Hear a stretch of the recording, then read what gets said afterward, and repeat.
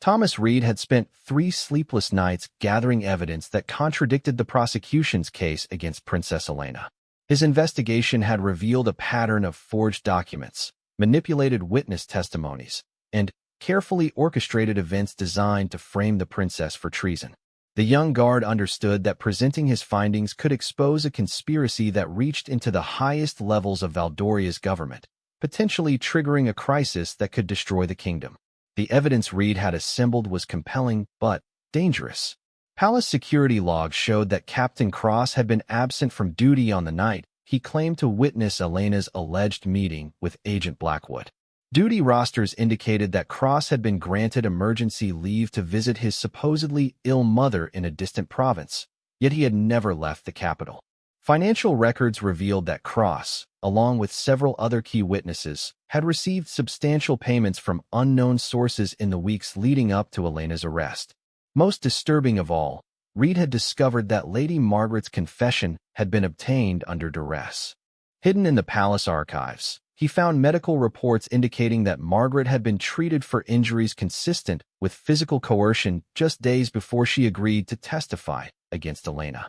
The royal physician's notes described bruising and signs of emotional trauma, but these documents had been deliberately concealed from Elena's defense team.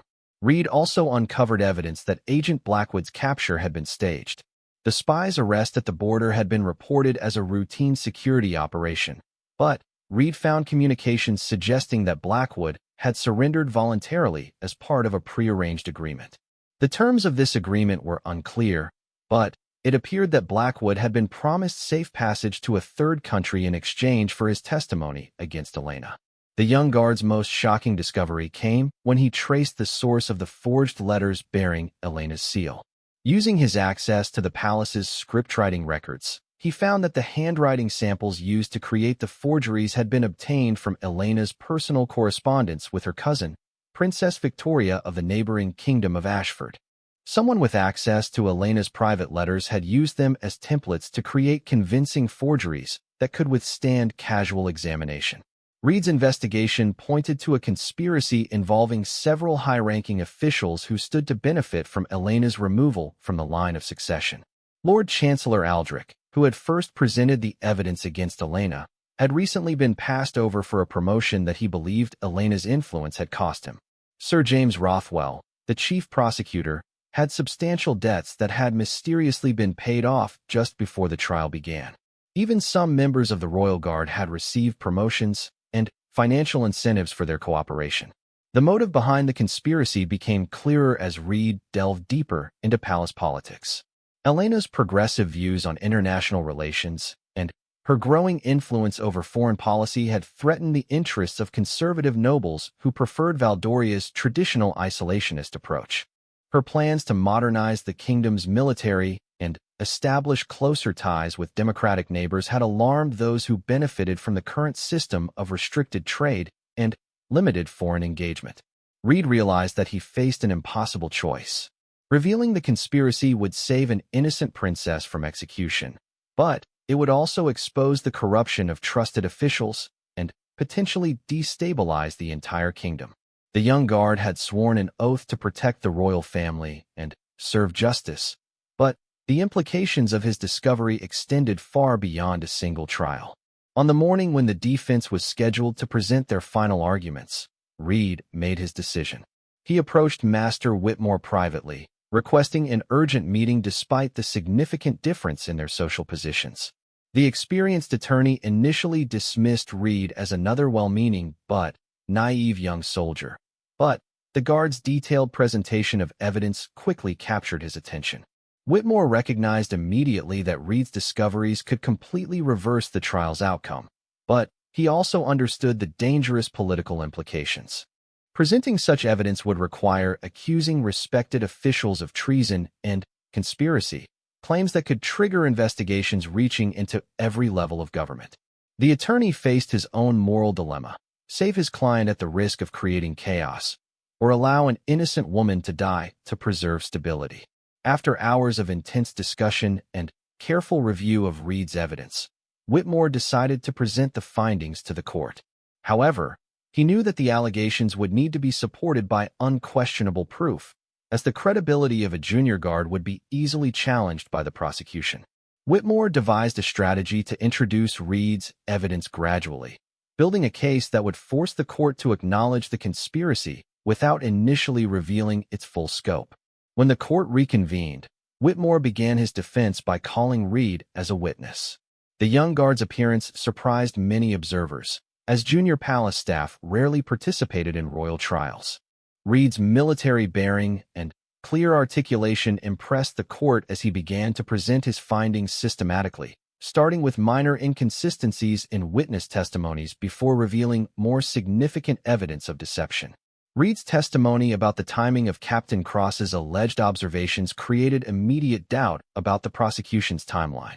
When confronted with duty rosters and medical records proving that Cross had been absent from the palace on the crucial night, the captain struggled to explain the discrepancy. His credibility suffered further when Reed presented financial records showing the mysterious payments Cross had received from unknown sources. The revelation of Lady Margaret's medical records sent shockwaves through the courtroom. When the royal physician was called to explain the treatment records, his confirmation that Margaret had shown signs of physical coercion raised serious questions about the validity of her confession. The physician's reluctant testimony revealed that he had been instructed to keep Margaret's condition secret, but he could not deny the evidence of abuse documented in his own notes. Sir James Rothwell attempted to discredit Reed's testimony by questioning his motives and credentials, but the young guard's methodical presentation of documentary evidence proved difficult to dismiss.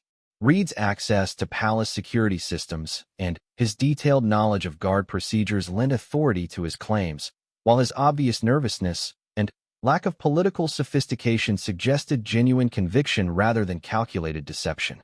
The prosecution's case began to unravel as more witnesses were recalled and confronted with Reed's evidence.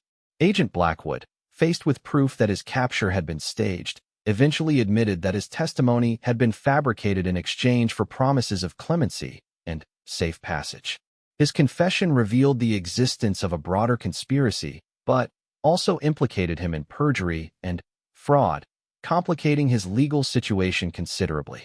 Captain Cross, cornered by overwhelming evidence of his deception, finally broke down and confessed to his role in the conspiracy. He revealed that he had been approached by Lord Chancellor Aldrich with promises of promotion and financial reward in exchange for providing false testimony against Elena. Cross's confession implicated several other officials and painted a picture of systematic corruption that extended throughout the palace hierarchy. The most dramatic moment came when Lady Margaret was recalled to the witness stand. Faced with evidence of her coercion and medical records documenting her injuries, she tearfully recanted her previous testimony. Margaret revealed that she had been threatened with harm to her family unless she agreed to testify against Elena, and she begged forgiveness from both the princess and the court for her forced betrayal. As the scope of the conspiracy became clear, King Marcus faced the devastating realization that his own government had been systematically corrupted by officials he had trusted for years.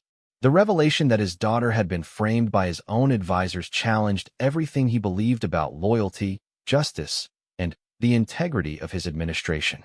The king's visible anguish as he grappled with these revelations moved even his harshest critics.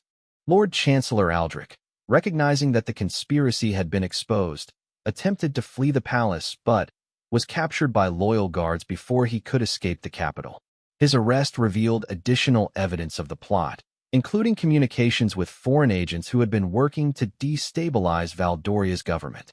The conspiracy had been far more extensive than anyone had initially imagined, with tentacles reaching into multiple kingdoms and involving substantial financial resources.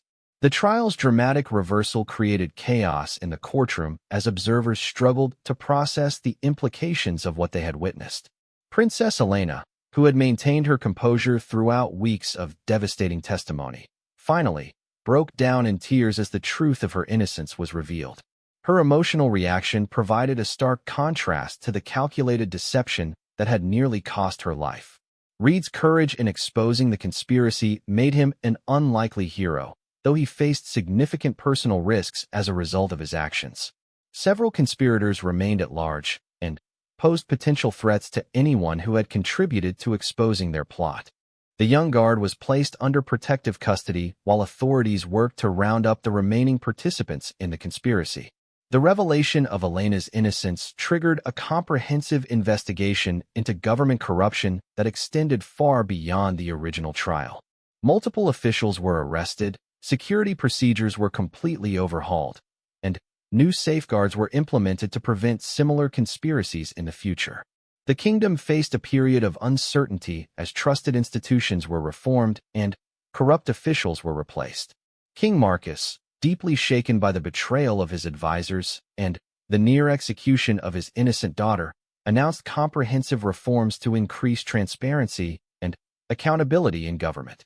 The trial had revealed fundamental weaknesses in Valdoria's political system that required immediate attention to prevent future conspiracies and restore public confidence in royal justice.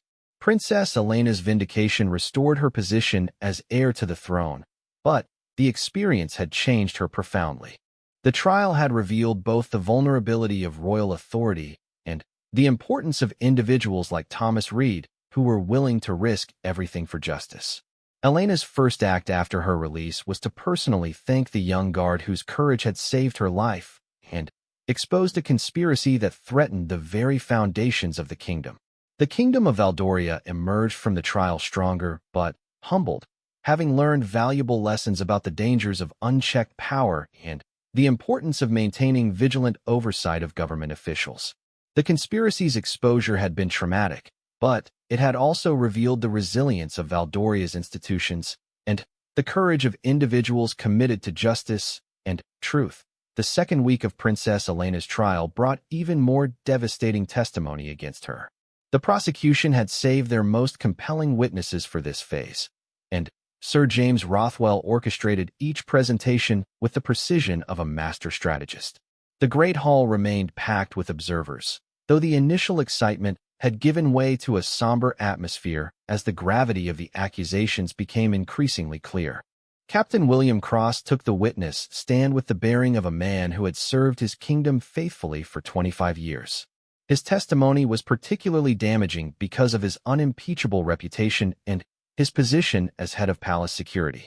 He described in detail the night he allegedly witnessed Princess Elena meeting with Agent Marcus Blackwood, a known spy from Thorn who had been captured at the border 3 months earlier. According to Captain Cross, he had been conducting routine security rounds when he noticed movement in the palace's eastern garden. Hidden behind a large oak tree, he watched as Princess Elena handed over a leather satchel to a man whose face he later identified as Blackwood from wanted posters. The transaction lasted only minutes, but Cross testified that he clearly saw gold change hands and observed Elena examining what appeared to be military documents by moonlight. The captain's testimony was corroborated by Night Guard Samuel Fletcher, who confirmed seeing a hooded figure scaling the palace walls around the same time. Fletcher admitted he had not recognized the intruder as Princess Elena at the time, but his description of the person's height, build, and movements matched the prosecution's timeline perfectly. The consistency between their accounts strengthened the case against Elena considerably. Master Whitmore's cross-examination of Captain Cross revealed some inconsistencies in his story. The defense counsel pressed him on why he had waited 3 weeks to report such a serious breach of security, and Cross struggled to provide a satisfactory explanation. He claimed that he had initially doubted what he had seen and needed time to gather more evidence before making such a serious accusation against a member of the royal family. However, the prosecution quickly countered by calling Agent Blackwood himself to testify. The captured spy, now facing execution for his crimes against Valdoria, had apparently decided to cooperate with authorities in exchange for a reduced sentence. His testimony was explosive, providing intimate details about his relationship with Princess Elena that only someone with direct access could have known. Blackwood described meeting Elena at various locations throughout the capital over a period of 6 months. He claimed that Elena had initially approached him through intermediaries, expressing frustration with her father's conservative foreign policy and his reluctance to engage in more aggressive expansion.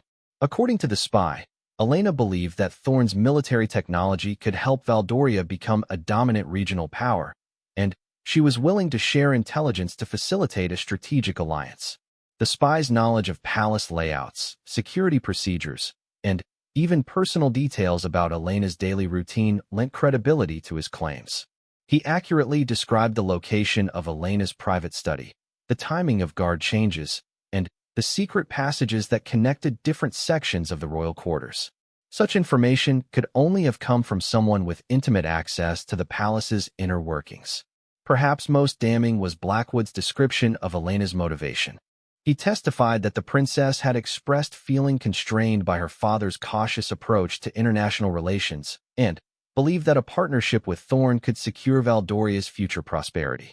She allegedly saw the collaboration not as betrayal, but as a necessary evolution of the kingdom's foreign policy that her father was too old and set in his ways to understand. The prosecution also presented financial evidence that seemed to support the spy's claims. Treasury records showed that Elena's personal accounts had received several large deposits over the past year, amounts that far exceeded her official allowances from the royal treasury. When questioned about these funds, Elena's financial advisor, Robert Sterling, testified that the princess had claimed they came from successful investments in merchant ventures, but he had never seen documentation to support these explanations. Lady Margaret's second appearance as a witness provided even more detailed information about Elena's alleged activities.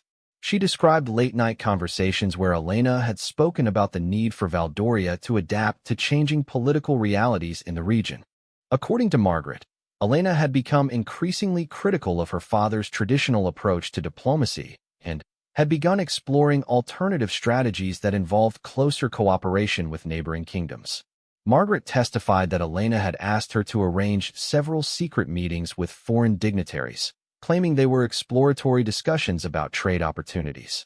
Only later, Margaret claimed, did she realize that these meetings were actually part of a broader conspiracy to share sensitive information with potential enemies. She expressed deep regret about her unwitting participation in what she now understood to be treasonous activities. The emotional weight of Margaret's testimony was considerable, as she had been like an older sister to Elena for many years. Her visible distress while recounting these events moved many observers, and her detailed knowledge of Elena's private thoughts and motivations added authenticity to her claims. The prosecution skillfully used Margaret's testimony to paint a picture of a princess who had gradually become disillusioned with her father's leadership and had been drawn into increasingly dangerous activities. Meanwhile, Thomas Reed, the young guard who had been observing the proceedings with growing unease, began to notice subtle inconsistencies in the testimonies. His military training had taught him to pay attention to details, and something about the witnesses' accounts troubled him. Captain Cross had mentioned seeing Elena wearing a blue cloak during the alleged meeting, but Reed remembered that the princess's blue cloak had been sent to the seamstress for repairs that entire week, as he had personally escorted the garment there on orders from Elena's lady-in-waiting. Reed also questioned the timing of some events described by the witnesses. Agent Blackwood had claimed to meet Elena in the palace gardens on a night when Reed distinctly remembered the princess attending a formal dinner with foreign ambassadors that lasted until well past midnight. The banquet had been widely covered by court scribes, and attendance records would easily verify Elena's presence at the event. However, Reed's position as a junior guard made it difficult for him to share his observations with anyone who might take them seriously. The established hierarchy of the Royal Guard meant that questioning the testimony of superior officers like Captain Cross could be seen as insubordination. Reed found himself in the uncomfortable position of possessing potentially crucial information while lacking the authority to present it effectively. The young guard's dilemma was compounded by his growing suspicion that some of his fellow guards might be involved in a conspiracy against the princess. He had noticed unusual patterns in duty assignments and overheard conversations that suggested certain officers had been promised promotions or financial rewards for their cooperation with the prosecution. The implications of such corruption within the Royal Guard were staggering and could threaten the very foundations of the kingdom's security. As the trial progressed, public opinion began to shift decisively against Princess Elena. The weight of testimony from trusted palace officials and the physical evidence presented by the prosecution created a compelling narrative of betrayal that was difficult to dismiss. Crowds gathered daily outside the Palace of Justice, with many calling for swift justice and expressing anger at what they perceived as the ultimate violation of royal trust. The kingdom's noble families were deeply divided by the scandal. Some houses that had traditionally supported the royal family began to distance themselves from Elena, fearing that association with a convicted traitor could damage their own standing. Others remained loyal, arguing that the evidence was too convenient and the accusations too perfectly timed to be entirely credible. Foreign observers continued to monitor the trial closely, with some suggesting that Elena's conviction could provide opportunities for their own kingdoms to gain influence in the region. Diplomatic communications intercepted by Valdoria's intelligence services revealed that several neighboring countries were already planning to exploit any potential succession crisis that might follow Elena's conviction and execution. King Marcus struggled visibly with the mounting evidence against his daughter.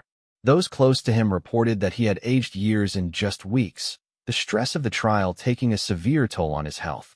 Palace physicians had been called to attend to him several times, though the nature of his ailments was kept secret to maintain confidence in the kingdom's leadership during this critical period. The prosecution's case seemed nearly airtight as they prepared to present their final pieces of evidence. Sir James Rothwell had methodically constructed a narrative that explained not only Elena's actions, but also her motivations, using witnesses who knew her personally to provide insight into her alleged transformation from loyal princess to treasonous conspirator. The defense seemed increasingly desperate, reduced to arguing about minor inconsistencies rather than providing alternative explanations for the substantial evidence. Master Whitmore prepared for what might be his final opportunity to save his client. The defense would need to present their case soon, and the veteran attorney knew that conventional strategies would not be sufficient to overcome the prosecution's advantage. He had identified several potential weaknesses in the evidence, but proving that Elena had been framed would require more than pointing out inconsistencies in witness testimony. The atmosphere in the Great Hall had become increasingly tense as the trial neared its climax. Elena herself remained composed, but those who watched carefully could see signs of the immense pressure she was under. Her responses to questions had become more measured, and she appeared to be preparing herself psychologically for the possibility of conviction and execution. As the second phase of testimony concluded, many observers believed that Elena's fate was sealed.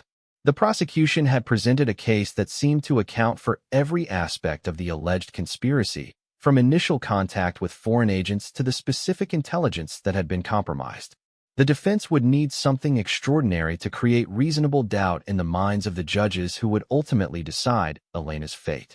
Thomas Reed, meanwhile, continued his private investigation into the inconsistencies he had observed. He began carefully reviewing duty rosters, guard assignments, and palace security logs, looking for patterns that might support his growing suspicion that Elena was being framed. The young guard realized that he might be the only person in a position to uncover the truth, but he also understood that speaking out could cost him his career, his freedom, or possibly his life. The morning sun cast long shadows across the marble floors of the Palace of Justice as Princess Elena walked through the corridors that had once felt like home. Now, each step echoed with the weight of accusations that threatened to destroy everything she had ever known. The sound of her chains, though made of the finest silver to honor her royal blood, clinked softly with each movement, a constant reminder of how far she had fallen from grace. She had been the pride of the kingdom of Valdoria, beloved by the people for her charitable works and diplomatic skills. Her father, King Marcus, had groomed her to be his successor, teaching her the delicate art of ruling with both strength and compassion. The kingdom had prospered under their joint leadership, with Elena handling foreign affairs while her father managed domestic policies. Trade flourished, the arts bloomed, and peace had reigned for nearly a decade. But all of that seemed like a distant dream now. 3 weeks ago, everything had changed when Lord Chancellor Aldrich presented evidence to the Royal Council that Princess Elena had been secretly meeting with enemy agents from the neighboring kingdom of Thorn. The evidence was damning. Letters bearing her seal, witness testimonies from palace servants, and, most devastating of all, a confession from her trusted advisor, Lady Margaret, who claimed Elena had been planning to sell military secrets to fund a rebellion against her own father. The trial had been inevitable. Even King Marcus, despite his love for his daughter, could not ignore such serious accusations of treason. The law was clear. No one, not even royalty, was above justice. The people demanded answers, and the kingdom's stability hung in the balance. Foreign ambassadors watched carefully, ready to exploit any sign of weakness in Valdoria's leadership. Elena's chambers had been searched thoroughly. Gold coins bearing Thorn's insignia were discovered hidden beneath her bed, along with detailed maps of Valdoria's military fortifications. Her personal guards had been questioned extensively, and several admitted to noticing strange behavior in recent months. Late-night visitors, secret correspondence, and unexplained absences from official duties all painted a picture of a princess who had betrayed her birthright for unknown reasons. The Great Hall of the Palace of Justice had been transformed for the occasion. Banners bearing the royal coat of arms hung from the vaulted ceiling, while hundreds of nobles, court officials, and foreign dignitaries filled the wooden benches. At the center of it all sat the throne of judgment, an ancient seat carved from black stone that had been used for royal trials for over 500 years. King Marcus would preside over the proceedings, though the pain in his eyes was visible to all who looked upon him. Elena's legal counsel, Master Thomas Whitmore, was one of the kingdom's most respected barristers. He had served the royal family for 30 years and had never lost a case of such magnitude. However, even his considerable skill seemed inadequate against the mountain of evidence that had been assembled. He had spent weeks trying to poke holes in the prosecution's case, but every lead seemed to confirm Elena's guilt rather than prove her innocence. The prosecution was led by Sir James Rothwell, the kingdom's chief prosecutor, known for his ruthless efficiency in the courtroom. He had built his reputation on high-profile convictions and had never shied away from challenging even the most powerful nobles. His opening statement would set the tone for the entire trial, and rumors suggested he had prepared something that would shock even the most seasoned court observers. As Elena entered the great hall, the assembled crowd fell silent. She held her head high, maintaining the dignity that had been instilled in her since childhood, but those who knew her well could see the fear behind her composed facade. Her lady-in-waiting, Sarah, watched from the gallery with tears streaming down her face, unable to believe that the kind and generous princess she had served for 10 years could be capable of such betrayal. The royal guards who escorted Elena were led by Captain Marcus Stone, a gruff veteran who had protected the royal family for over 2 decades. He had been like an uncle to Elena, teaching her swordsmanship and sharing stories of his adventures in the kingdom's service. Now, duty compelled him to treat her as a prisoner, though his reluctance was evident in every gesture. His men followed his lead, maintaining professional distance while struggling with their own conflicted loyalties. Among the guards was Thomas Reed, a young soldier who had joined the Royal Guard only 6 months earlier. Unlike the others, he had no personal history with the princess, having been recruited from a distant village where news of the capital's politics rarely reached. His fresh perspective and lack of emotional attachment to the royal family made him uniquely positioned to observe the proceedings without the bias that clouded others' judgment. The evidence against Princess Elena had been carefully catalogued and prepared for presentation. Letters allegedly written in her hand detailed plans to weaken Valdoria's defenses in exchange for a substantial payment from Thorn's treasury. Witnesses testified to seeing her in clandestine meetings with hooded figures in the palace gardens after midnight. Most damning of all was the testimony of Captain William Cross, the head of palace security, who claimed to have personally witnessed Elena handing over classified documents to a known Thorn spy. Yet something about the case troubled those who knew Elena personally. Her childhood tutor, Professor Edmund Hartley, had spoken privately of his disbelief that his former student could commit such acts. Elena had always been passionate about Valdoria's welfare, often staying up late into the night studying diplomatic treaties and trade agreements to better serve her people. The idea that she would betray everything she had worked for seemed incomprehensible to those who had witnessed her dedication firsthand.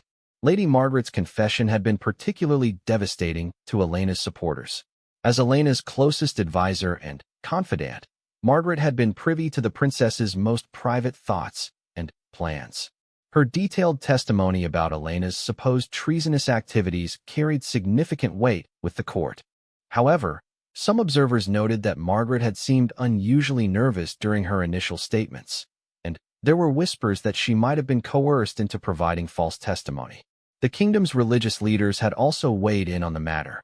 Bishop Anthony of the Royal Cathedral had declared that if the allegations were true, it represented not just a betrayal of the crown, but a violation of the sacred oaths Elena had sworn before God when she accepted her royal duties.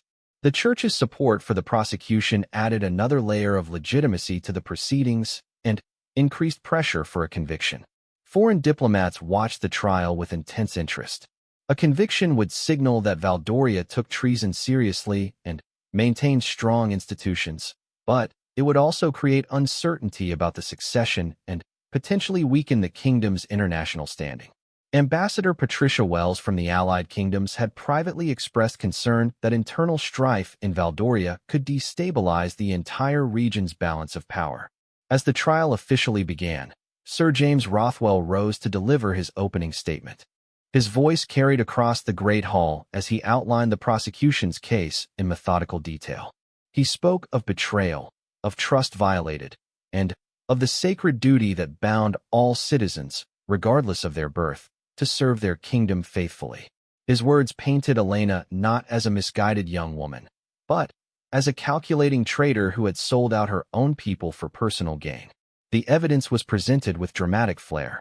Each letter was read aloud, each witness testimony recounted in vivid detail. The golden coins from Thorn were displayed for all to see, their foreign markings clear evidence of Elena's alleged corruption. Maps showing Valdoria's military weaknesses were unrolled before the court, with Sir James explaining how such information in enemy hands could lead to invasion and conquest. Master Whitmore's response was measured but passionate.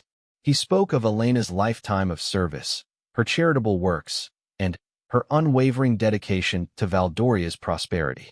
He questioned the timing of the accusations, noting that they had emerged just as Elena was beginning to gain influence in foreign policy matters. He suggested that political enemies might be orchestrating a conspiracy to remove a potential threat to their own power.